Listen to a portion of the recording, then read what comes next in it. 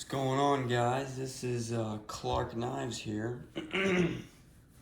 And I was kind of messing around at the house, wanted to make a lanyard for my new GEC knife.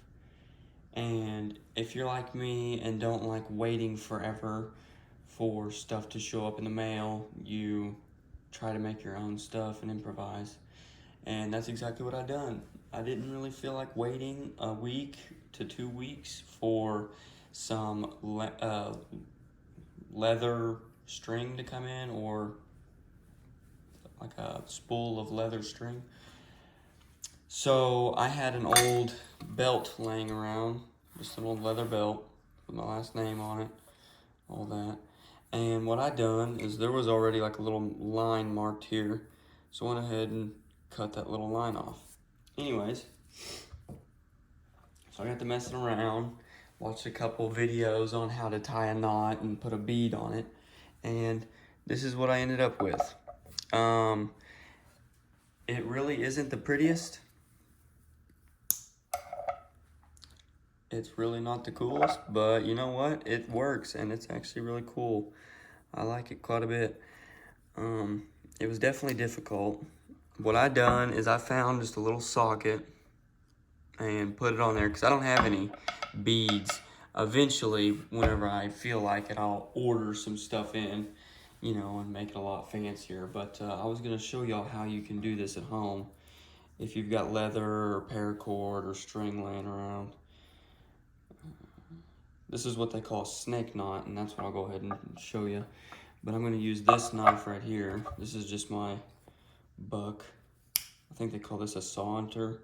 And yes, you'll notice that this knife does not look like factory. That's because my screw broke the day I got this knife, and I took it back to the store and asked them to replace it, and they would not. So I improvised again and made my own rivet because I wasn't gonna wait to send it to Buck and wait a long time for it to show up. So yeah. But anyways, I've got some string here and I'm gonna show you how to do this. So let's see. Go ahead and just thread it in here. And I'm just gonna use a big socket just to kind of give y'all an idea. Okay, so here's just a standard socket. I got a whole bucket of sockets. I got a lot of tools. So what I done was I took these two ends, put them through like so, just get it up there. And I put them all the way up towards the knife so they were out of my way. But anyways, just kind of like a little, so what you're gonna do is you're gonna take the right end and you're gonna loop it over to where it's still facing on the right side. So let me see. So the right side. And then you're gonna take this end, thread it through. I grab it with these two fingers back here, grab it through, and then switch hands. So go ahead and easily, carefully pinch this so that you've got this string in this hand and these right here. Go underneath this, and then I'm pretty sure you go back through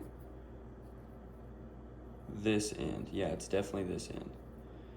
So you go through this main loop again like we did, okay? And then what you'll do is just tighten it up. You can adjust it once you get used to tying the knot, you know, and then you'll tighten it like this. So you can see there how it's tied. And then of course, you know, I've got too much string here, but that's exactly how I done it with this one. It's called a snake knot, and then you got, you know, your what looks like a snake's tongue, is why I think they call it that. But yeah, I figured I'd show y'all that. I thought it was pretty cool. It's not gonna stay on there for very long. I thought that this would hit the back of my knife, but I mean, heck, this thing don't move whatsoever. Even if this was a little thinner, this would end up stopping from hitting that. So that's what scared me, and it's not gonna fall over anything. If anything, it'll just hit this, but no big deal. But yeah, that's how you can make your own lanyard. I just took an old belt, cut a little sliver off, and yeah, Made my own.